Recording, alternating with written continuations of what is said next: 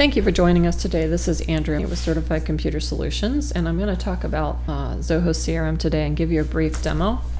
One of the things I like to talk about to start with is there's a few different versions of Zoho. There's a free version that's good for up to 3 users and these other additions.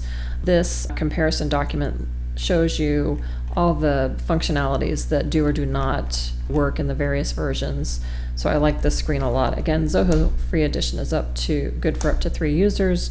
If you sign up for a version, a trial of a higher end version, it will revert to the free version, and then those areas of the functionality won't work within the free version.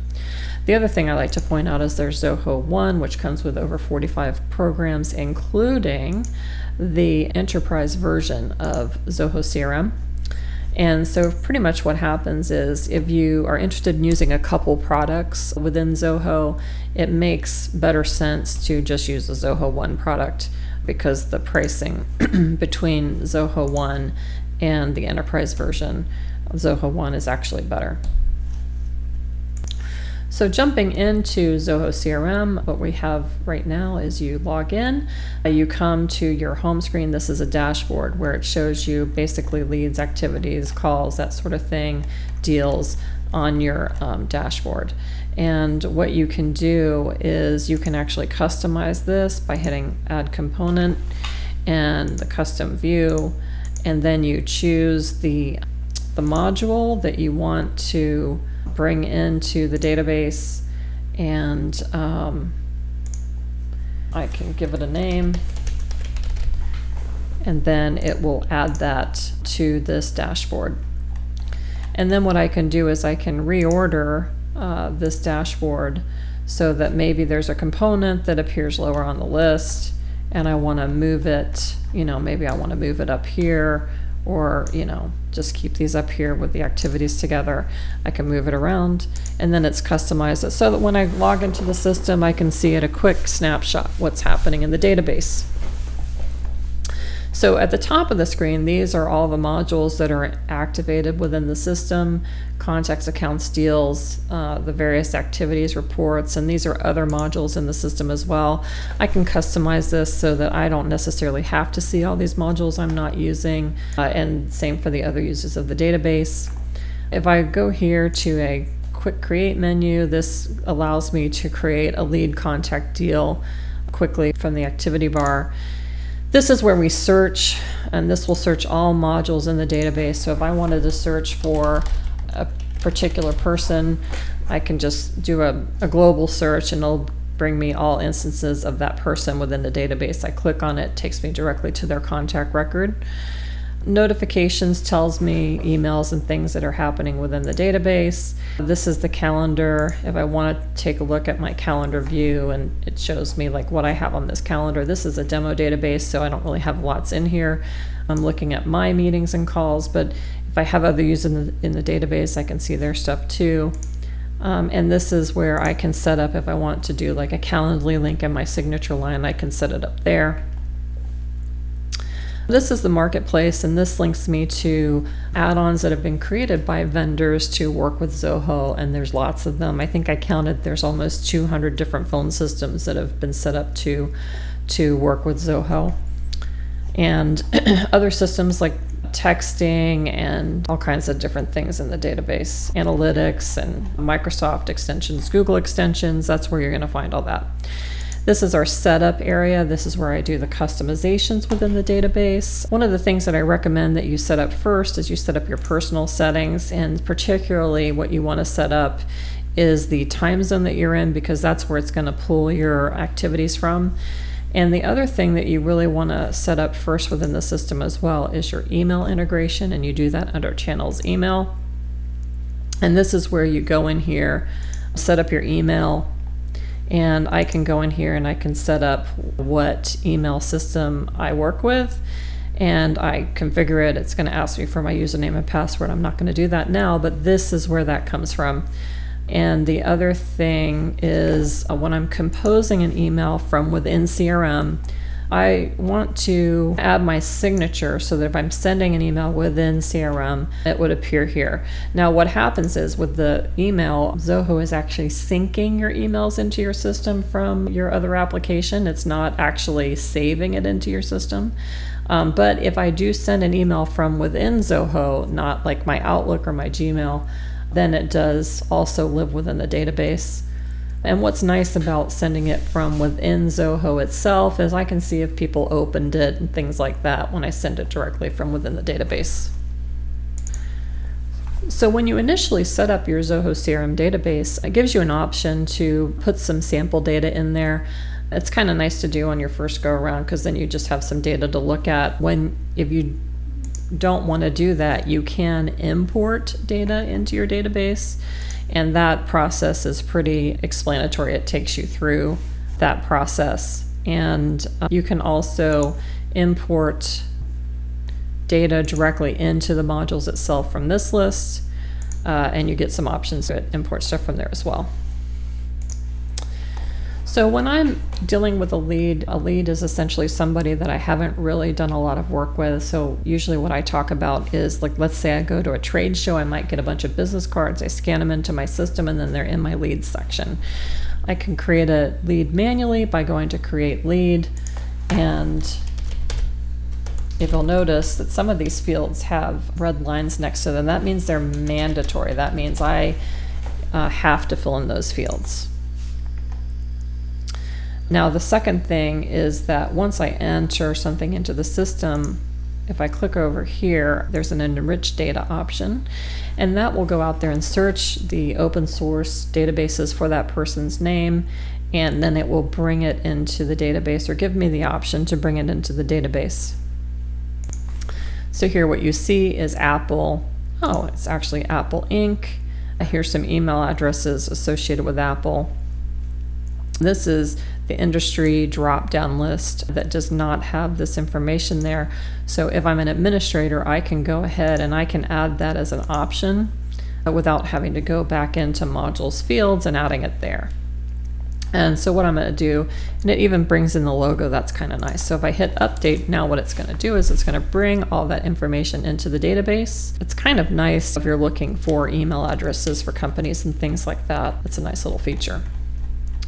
So now that I am working with this contact, let's say I'm sending them a quote or something. Well, in Zoho, there's no real option for me to add a deal to a lead, because in Zoho's world, once you have a working deal and enough communication back and forth, it really thinks that it should be a contact.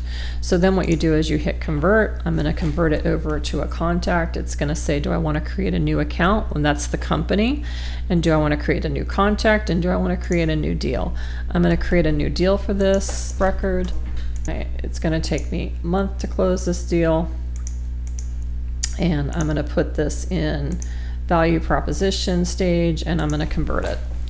So then what happens is it created an account, it created the contact, and it created the deal. I'm going to go ahead and go over to the contact record, and it's going to bring that up. And so now what I can do is I can go and I can schedule an activity with this person. So I went ahead and added some deals in here. We're going to meet on Monday in reference to Zoho CRM. I can add different participants to this meeting if I wanted to. I could make this a repeating meeting. I can schedule reminders to go out, add a description, and this is a participant reminder, but maybe there's a different reminder I want to go to me, and I'm going to hit save. Now the other thing I can do is I could log a call on the fly. Let's say that something has not been necessarily scheduled. I can add a call. And this is logging a call. So this is a call that I received, a call from Tim asking for a meeting. So there I've added the meeting details in there. Now, this is just me manually putting in calls and meetings and things, but I could also integrate my phone system with Zoho. The phone system we like to use is a phone system called Just Call. I can record a call, I can attach the recording to the actual contact, and it will also send me a synopsis of the call with action items that I can attach to the contact as well. And I will include in the description of this video a link to those services as well. Now up here we have something called Generate Summary, and what this is doing is it's generating a summary of all the activities that happen with this particular contact within our database. So if somebody else has called them and spoken to them and when they were put in and deals that are in the system for them, it's going to sort of generate a summary of everything that's happened in our system. And if I show the summary, there it is. He's been put into our system. Here's his phone number. His data was enriched. This was changed. Just sort of things that have happened within the system. And let's say if I was looking at this contact a month from now, I could regenerate this summary and it would give me a new summary of the action items that have happened with this contact within our database. So another thing that happened is when I created or converted this lead over to a contact, it also created the account. An account, I like to say, is the company. That this is kind of like the big building where everybody lives. You know, all the contacts are kind of attached to this account. And if I wanted to look at, let's say I could have 10 contacts here that I'm working with, and I could look at the activities that are associated with this account and the emails and the deals all kind of in a 360-degree view at the account level, not necessarily at the contact level.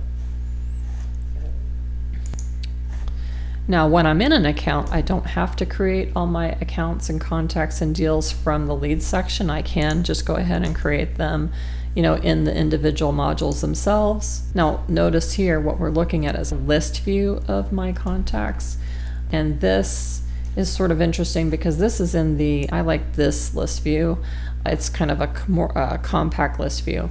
And there's sort of this date badge. And so if I click on the date badge, this sort of tells me, you know, the task, meetings, and calls, and I can create another activity that are in the system. If everything's red as past due, I could create a new activity in here if I wanted to meet up with them. These ones that are blank, there's like a little icon here. If I click that, it gives me the ability to do the same thing, create a task to work with them. And over here, there's a little kebab. If I click on that, these are more options that I can use here, that I can work directly with this contact from the list view. I don't necessarily have to go into the detail view to work with them, which can save me some clicks. There's other list views here. There's a Kanban view, which is kind of more of a graphical, prettier view that you can set up. A lot of people like a table view or a tile view to make it more graphical looking. Some people have cars that's in their system or houses in a custom module, and it has a prettier view for those types of list views. But I really like the regular list view because it's just more compact and I can do more with that.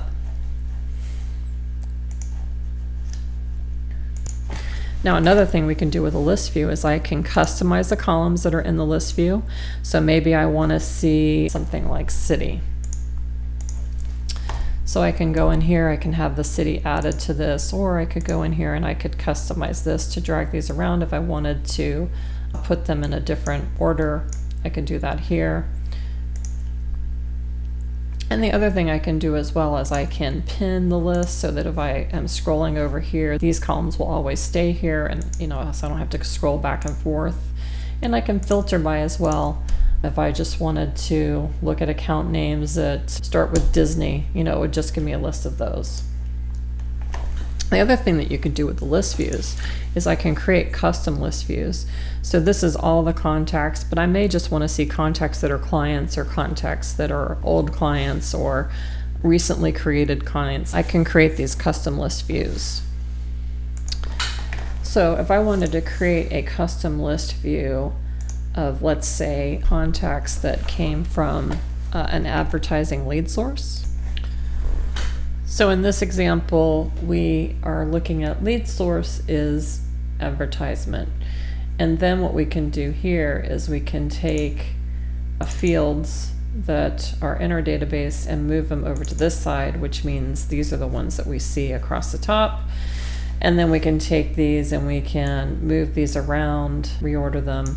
And in a paid version, it'll show, do I want to share this with everyone, or I just want this to be a list that's mine?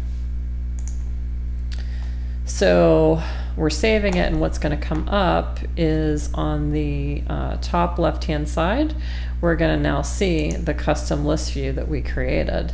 So now when we go into our contact list, we can look at all contacts, or if I just wanted to look at a list of all the contacts that are in my database with lead source was advertisement, that is a list that it brings up. Like, you could also use it for the contact owner. So whoever that contact has been assigned to, you can have contact views that show who they're assigned to, or you could have by city or the product type that they're interested in. So basically any list view based on a field criteria can be created.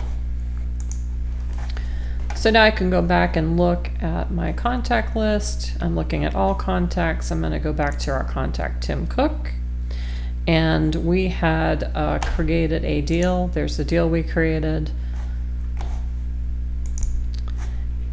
And the nice thing about the different modules is that you get the same sort of functionality. So I have my list views here.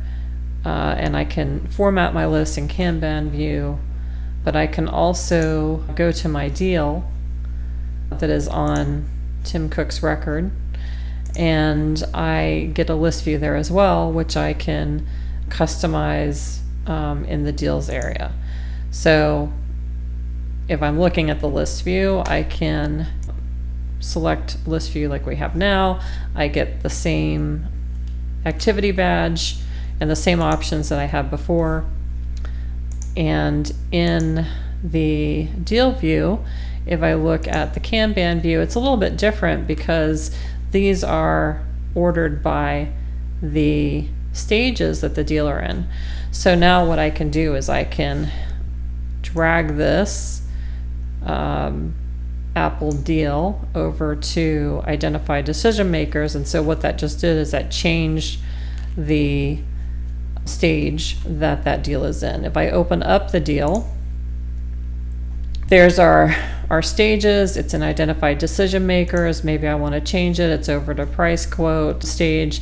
And when I change these stages, it also changes the probability that this deal is going to close. So right now it's at 75. If I change it to negotiation review, then that's going to up the probability that this deal is going to close as I move through the stages in a deal. One of the other neat things about the list views is I happen to like a list view because it's more condensed and it gives me more options.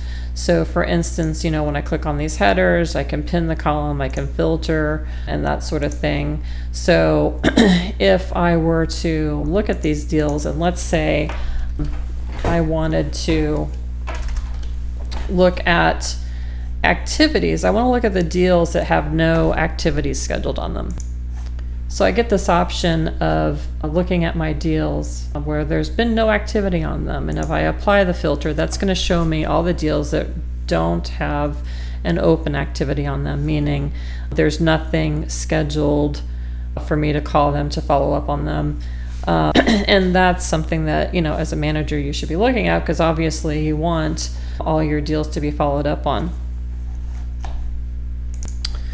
So again, as we go across the top, these are all the modules that are in the system, and I can customize this so that all these modules are not don't appear on the top if I don't really use those modules. And to do that, I go into the setup area and I go to modules and fields, and then this is showing me all the modules that are in the system. This is where I would add my custom modules if I wanted to, and I can organize these modules and select or deselect modules that I don't really use.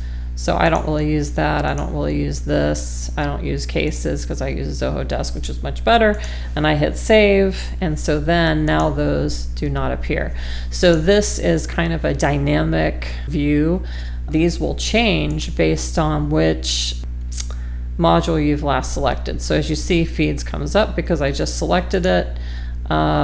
desk comes up because I just selected it. So this changes based on what I've selected. So you may want to go ahead and get rid of these modules that you don't use, and so that gives people less modules to look at when you're not really using them. Just to take a look at feeds. Feeds is an area where you can look and see what's been going on in your entire database. This is where you can see, you can, @mention people, like on this deal. If I had another user, I could @mention another user. Hey, take a look at this deal type thing, and you can see what's been entered in the system, that sort of thing in the feeds area. So that's a quick look at Zoho CRM. If you have any questions, please go ahead and post them. Thank you for spending some time with us today to look at Zoho CRM. Please contact us if you have any other questions. Thank you, and have a fabulous day.